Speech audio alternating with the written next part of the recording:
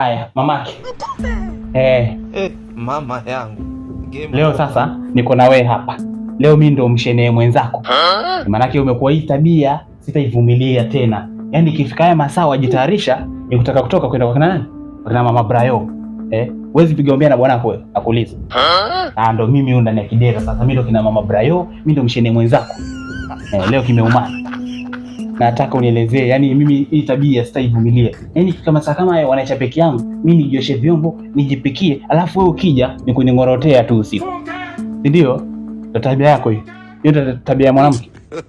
Tena nataka uongee bwana. Unatumia mafuta kuongea wewe. Mafuta yamepanda sasa uongee. Mimi hata mwenzako nikiwa mgonjwa, wanjemsha maji ya mchunga. Hiyo ni haki. Wewe tafuta dawa wewe. Uniletee mimi. Ukome hii tabia kunichemshia maji ya mchunga mimi nikiwa mgonjwa.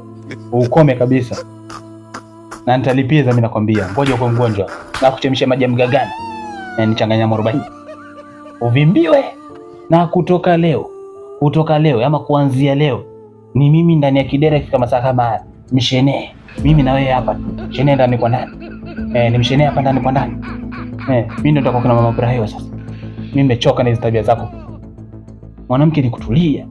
Shughulikia masuala ya nyumbani. Muone tu. Na kutoka leo usisikio kiningorotea. Kama ufanyi kazi hapa, usije kuningorotea.